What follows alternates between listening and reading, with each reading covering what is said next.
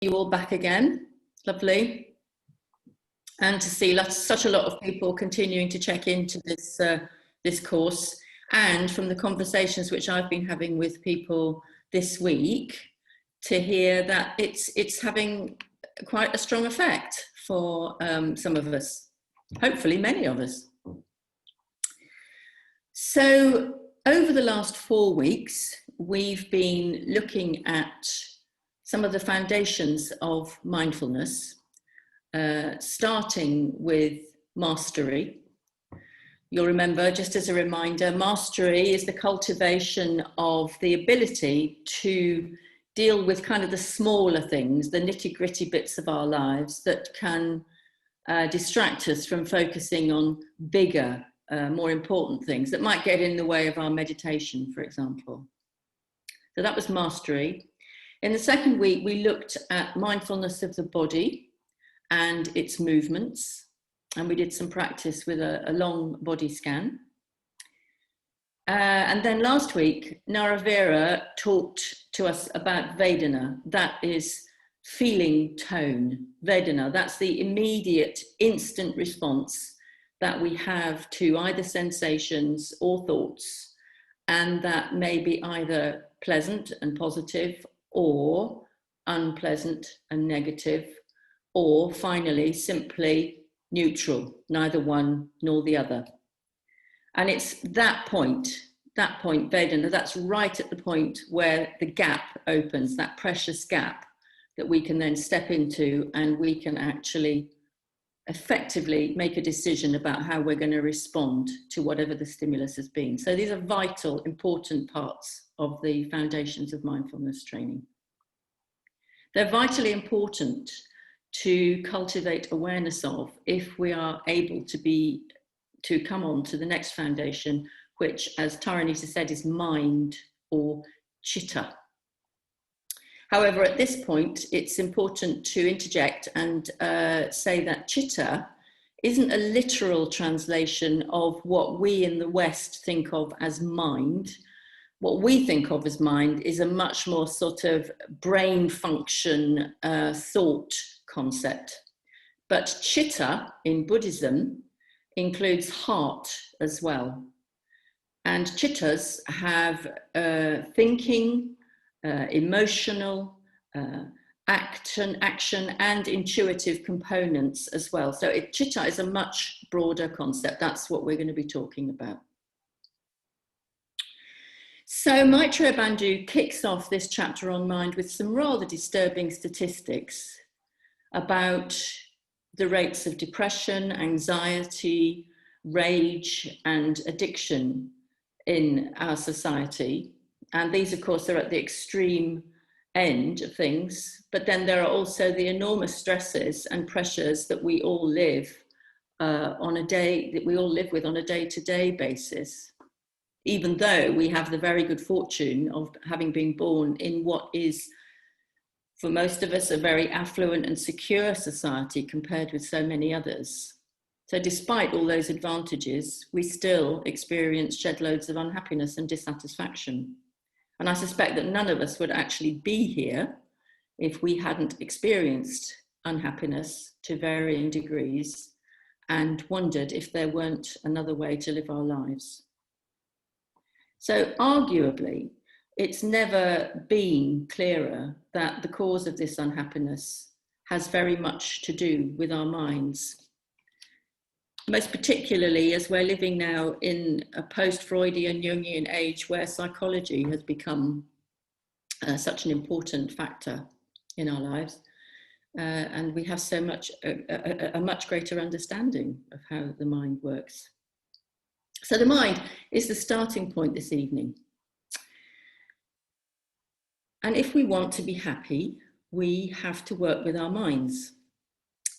So why is this? First question, what is it that the mind does that causes unhappiness and dis-ease?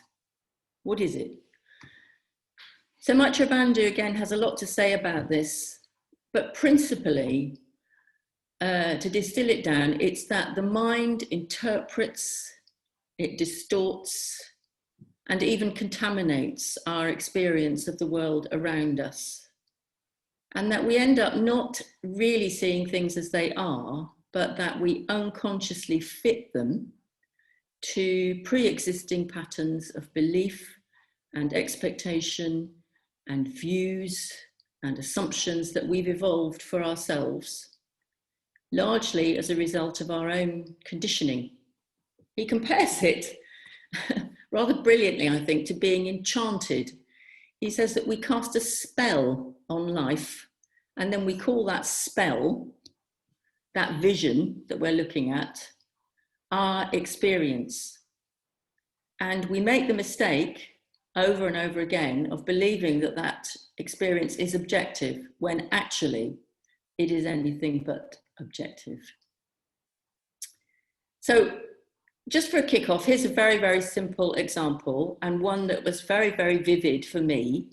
And it was a kind of variation of the old classic story about the hut dweller spotting a snake coiled up in the corner of the hut in the night and spending the whole night absolutely terrified out of their wits, but then waking in the morning to find that that snake was actually just a coil of rope. But in my case, this happened to me when I was walking up behind Taraloka, the women's lovely retreat centre in Shropshire, on a morning in June a couple of years ago. And suddenly in front of me on this sunlit path, I saw this brightly coloured kind of Mexican folk belt with a very vivid black and yellow pattern on it. And I very clearly remember thinking, how on earth did that pretty thing get here? And I was literally just about to bend over and pick it up when it slithered away. And of course, it was actually a viper. It was the last thing I expected to see. And indeed, I was very, very fortunate to see it, because although vipers are there, you know, you see it on the sort of notices around the place that tell you about the wildlife. Nobody I've ever met at Taraloka has actually seen one. So I was very, very privileged. And in this case, you know, my distorted view was actually a happy one. I wasn't afraid. But in the first example, of course, in the hut, there was a night of terrible fear for that person. My encounter, though, with the viper was such a clear example for me of how the mind interprets sense impressions, not reality. I'll talk a wee bit more about this later, about how our minds work with our expectations. So back to the mind and the way that we distort reality and often experience great unhappiness as a result of this. But the big message here, and the reason that so many of us will be here, is that we can actually recover from negative states we find ourselves in. Be they, you know, right at the end of the scale, severe depression or anger, ranging right through to grief, to loss, to false views about ourselves, big one, and many, many more things. We can recover. But there, again, another interjection here. There's an important thing to clock, though, about change and growth. So people will often say, I want to change. In this particular context, people often we come here to hear the Dharma, and we want to meditate, and we'll have expectations about how this might help us to become somebody else, maybe a kinder, calmer, better person, more at peace with the world. And indeed, real lasting change may well happen. But the danger of expecting change is that we may become disappointed when it doesn't seem to happen as quickly as we'd hoped. So in this respect, growth is probably a far more helpful way of thinking about this. You know, we won't transform into gurus and saints in a few years if we tick the right boxes, but that we will grow into the best of ourselves. We will refine ourselves. We'll realize our own very unique potential. And for every one of us, it is unique. I mean, I am never ever going to be somebody who doesn't enjoy either hearing or making a risque joke. It just isn't in my nature, as those of you who know me will know. But I can become someone who takes great care about where and how I joke, so that I don't hurt or offend anybody. So I won't abandon my sense of humour simply because it can cause hurt. My sense of humour is vital and important to me. It's a precious part of my life. And I remember at the beginning of, coming to Buddhism, a long conversation with, I think it was Achila Vera, in the Boston Tea Party on Park Street, saying, will I have to give up laughing and joking, So I've learned, I can learn to rein it in and use it to advantage, use it more positively. So that's the what, the way our minds function causes unhappiness. And the why, because the mind filters and distorts our experience, both derived from the senses and derived from thoughts. So the next question is then, how? How do we do this? How do we become mindful of our minds?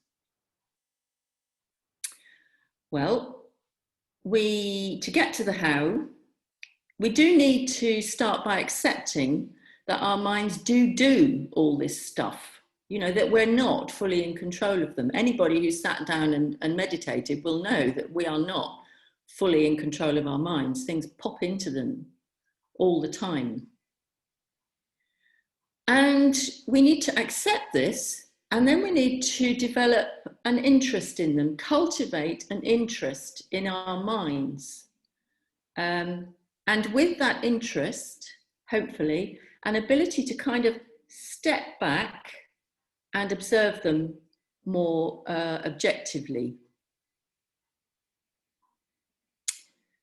And this is it's a long-term project, but this is it's a vital message. If we haven't got the interest in our minds, we're probably not going to be motivated to really go there and develop that ability to sort of observe it, and then not to invest in what's happening, not to necessarily believe what's happening.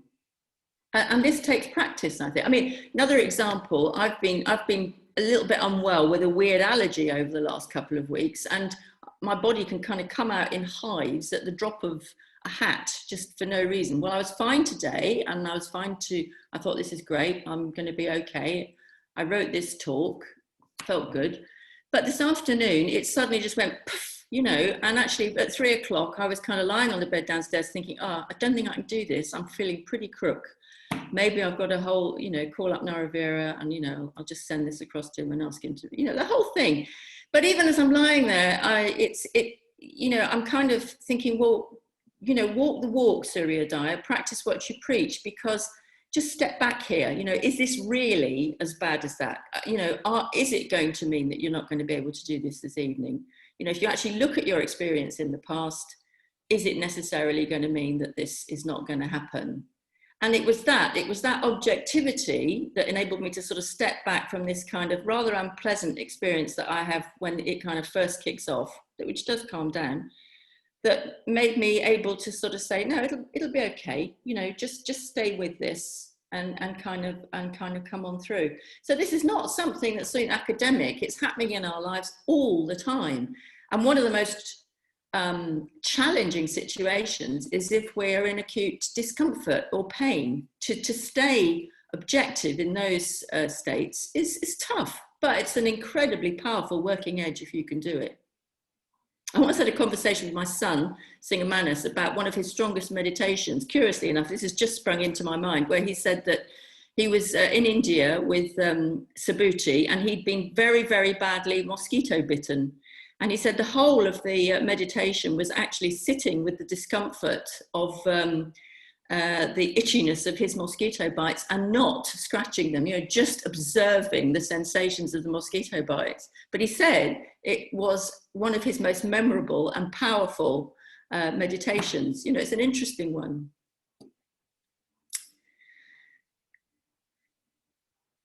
Okay. So the kind of world that we grew up in, this is another thing for us to sort of take on board, the kind of world we experience, the kind of world we grew up in conditions the kind of mind that we have. But simultaneously, the kind of mind we have conditions the type of world we experience. It's a circle. So if we're angry, the landscape is bleak and it's dark. If we're in love, it's rose-tinted. But this circle doesn't have to be a vicious one. You know, just because we grew up with fear and therefore learned to find fear easily in our lives, it doesn't mean that we have to live with fear forever. So again, moving on, in his chapter on mind, Maitreya Bandhu also rather bravely, I think, attempted to sort of give us an overview, a map of why and how our minds can be a source of unhappiness. And without going into, you know, Jungian analysis, he posits four functions that we can develop an awareness and a sensitivity towards. And these are to do with the way that we have expectations, and also we have assumptions, we make assumptions.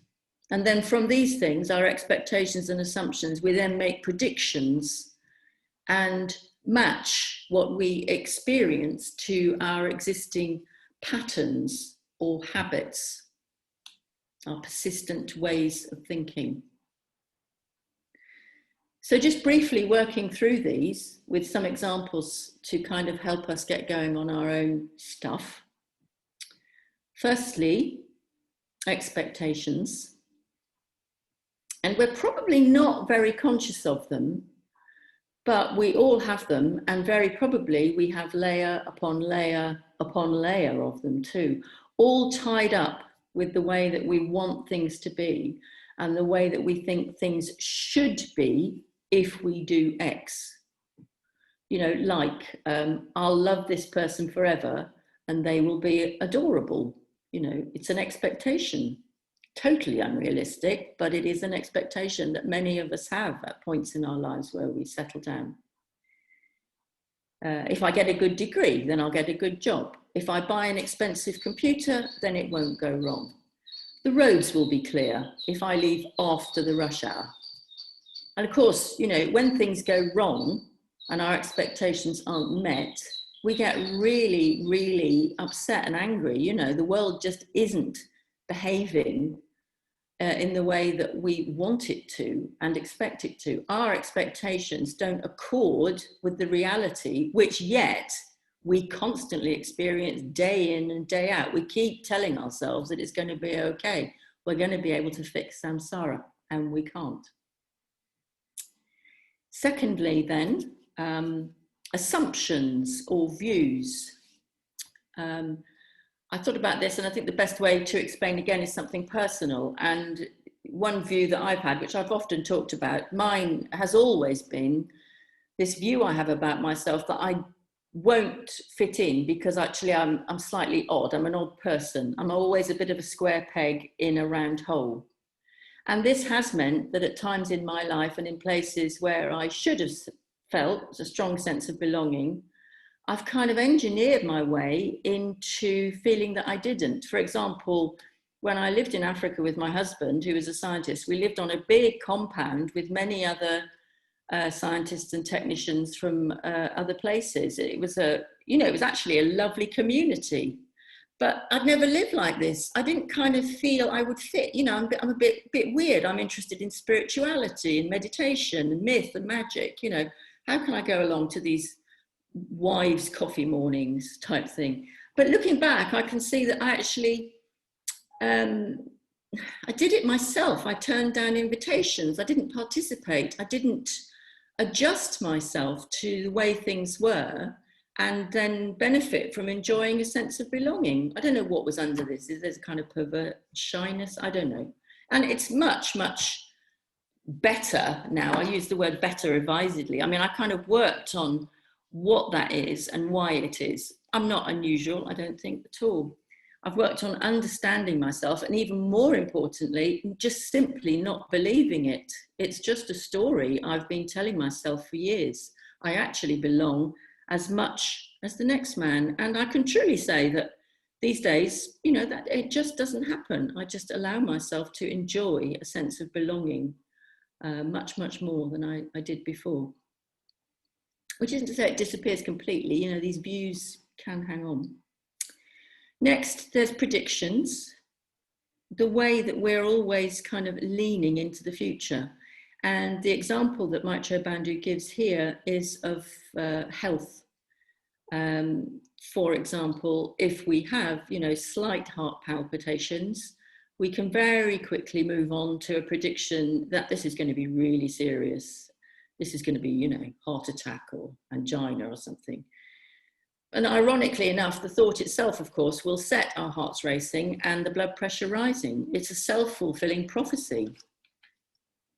If we feel overwhelmed by something, we invariably find it difficult to just be able to sit with overwhelm.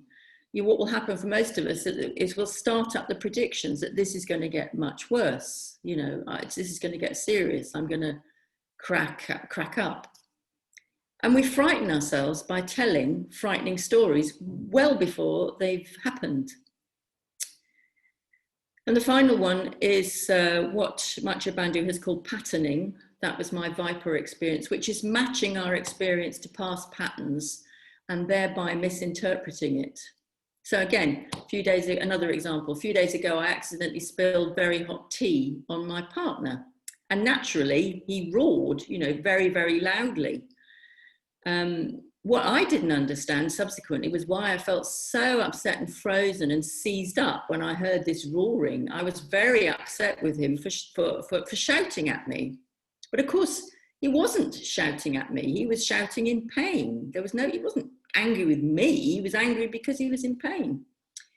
And it took me a little bit of time to track it back to experiences with my dad, who was not at all a bad man, but whom I could experience as absolutely terrifying when he yelled. And that experience just sent me straight back into that old pattern of, you know, freeze. So these are all ways of perhaps trying to see more objectively some of the things that our minds do.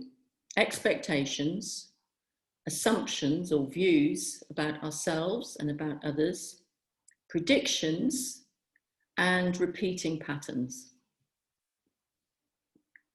And finally, you know, in a way, of course, all these things are examples of the stories that we just keep telling ourselves about ourselves and our lives and other people. And we're always at the center of them. We just forget that we're only a part of a free-flowing universe and we're not the center of it. We tell ourselves stories and we constantly rekindle old moods that have passed, or we revive opinions and views that have actually changed were we to properly examine them. And we whiz around on this wheel of mood and perspective, which is very often driven by stuff like hunger or fatigue or desire or aversion, without fully realizing it. You know, we're just in ignorance such a lot of the time. But our stories about ourselves are rarely the full truth. And one way in which we can see this most clearly is when we listen to our friends, because our friends will tell us their stories about this or that is happening to them, happy, sad, difficult, easy.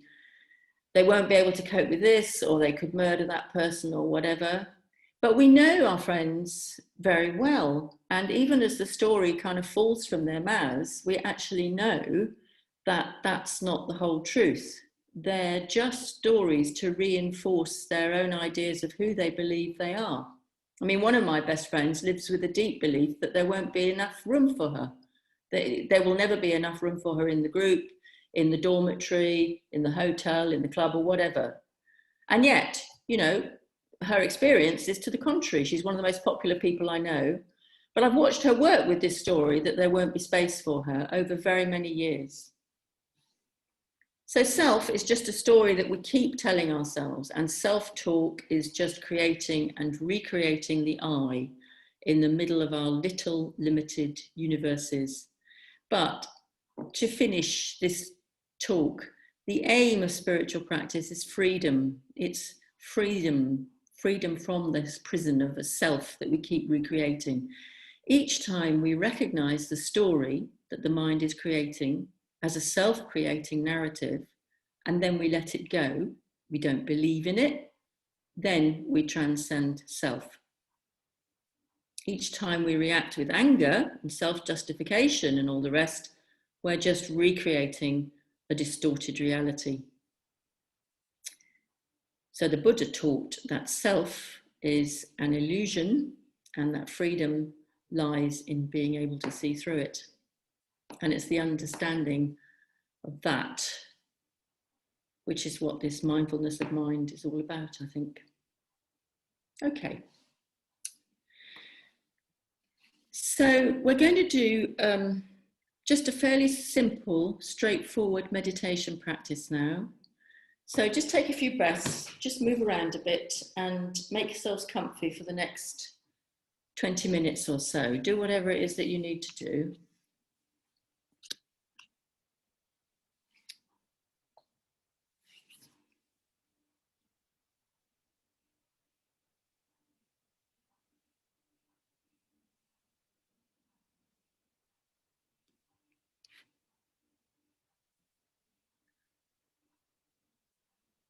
And we're going straight into this practice immediately after the talk, so that hopefully some of these things that you've heard will still be fresh.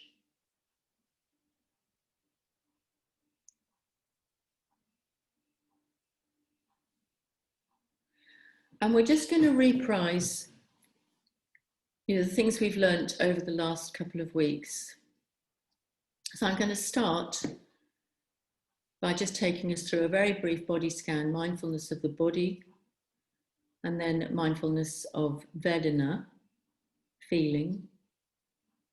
But then we're going to spend the last 20 minutes or so just trying to get a handle on what's happening in our minds. And I'll try and guide us through quite lightly, but ultimately this is down to you to enter this practice with a kind of, interest and no judgment. Okay. So taking some good deep breaths with long exhalations, relaxing on the out breath, giving up the weight to gravity, sensing the weight of your body at the points where it contacts the surfaces which are supporting you.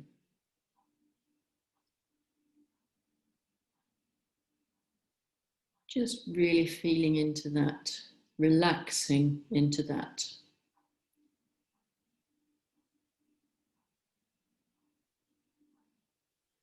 Looking for a sense of relaxation in the body, but also uprightness and alertness.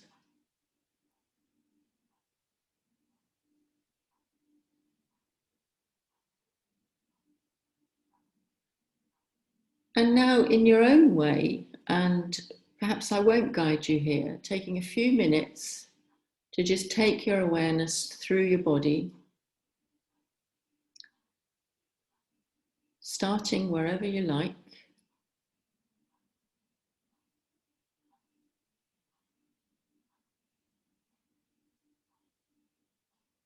And really taking a moment to notice what's going on there.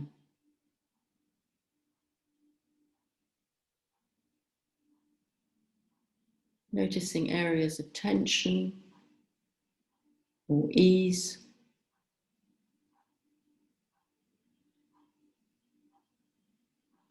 sensations of heat or cool.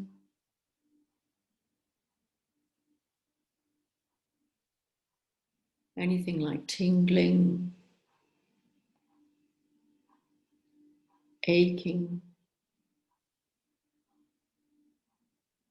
No judgment, we're all doing this together.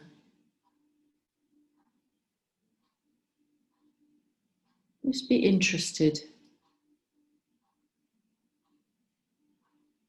Connect with your body.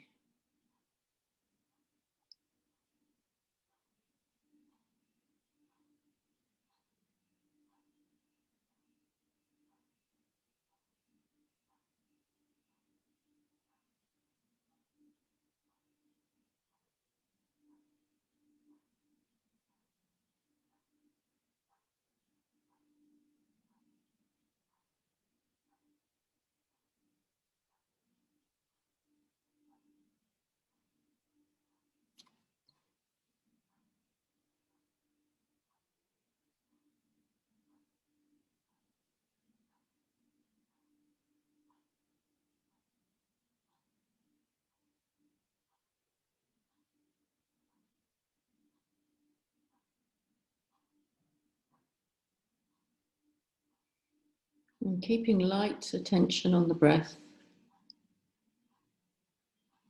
Now moving on to just investigate any feeling tone, any Vedana in the body. Taking yourselves back to any sensations which flip up into your consciousness and just gently noting, is that pleasant, unpleasant, or maybe it's just neutral.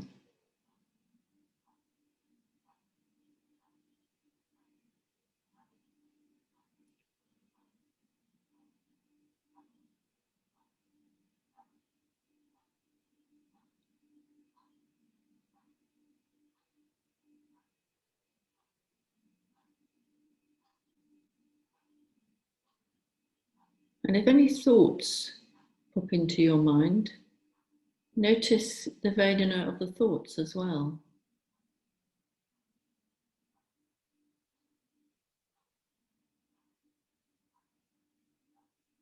But try to just let them go and bring the attention back down to the body.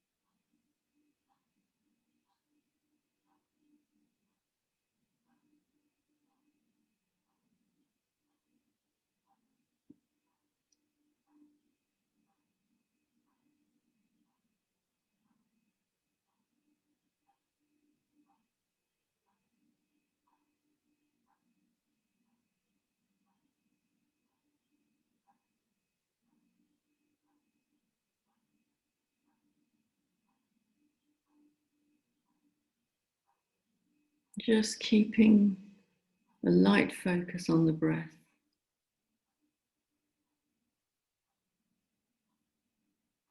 A broad focus.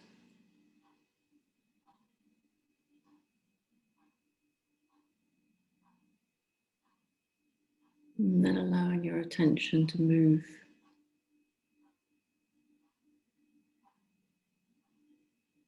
through the body, noticing Vedana.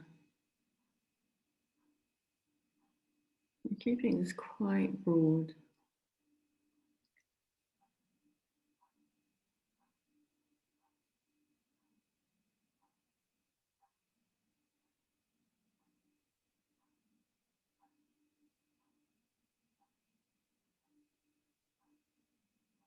And then again with a light anchor on the breath,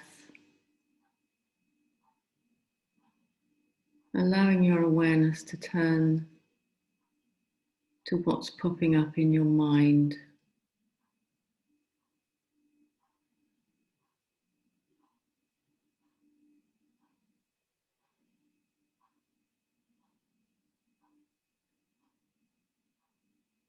Noticing when thoughts or memories or imagined anticipations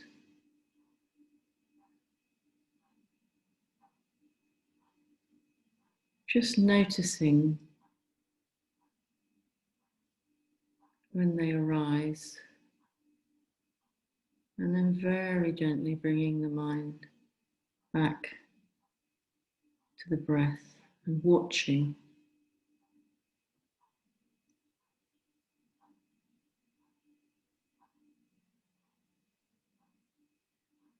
We're going to spend the next few minutes watching our minds.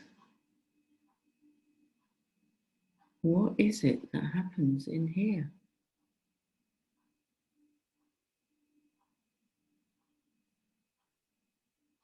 Where do I go?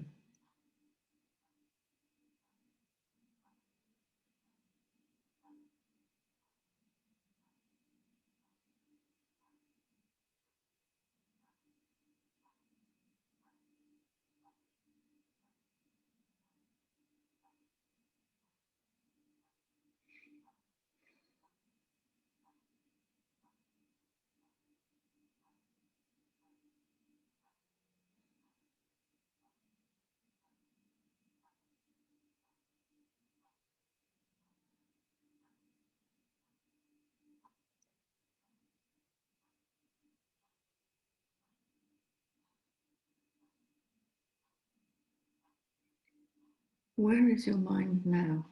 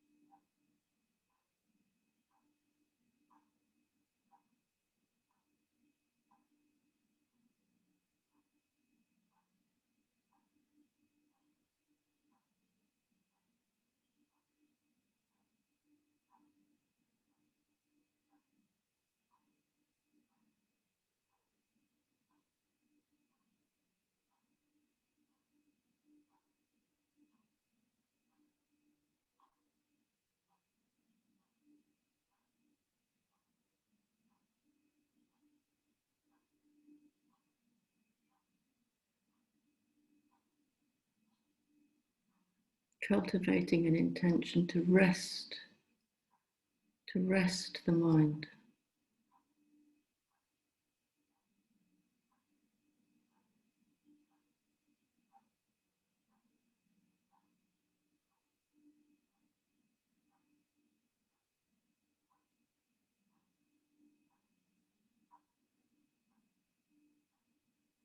Allow it to quieten.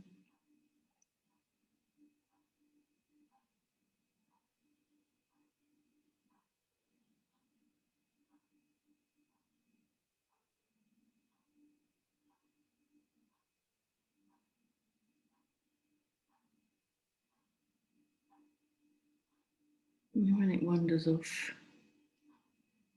notice and then gently bring it back.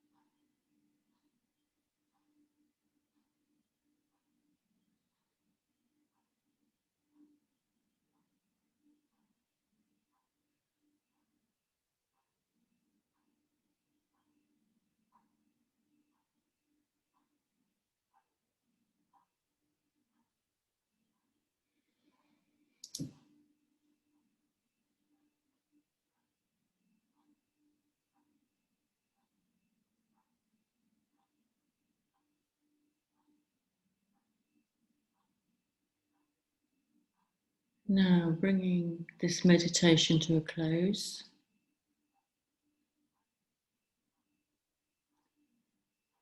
taking a moment to notice how you are, if anything is different after this short space of time. And when you're ready, opening your eyes.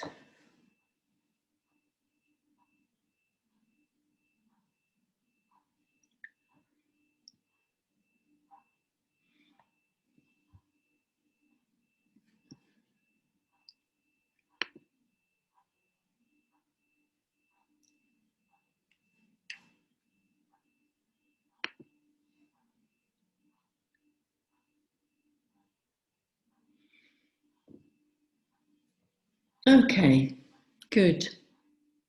Thank you. So we're going to take a very short break now, just a couple of minutes, coming back by 8:30.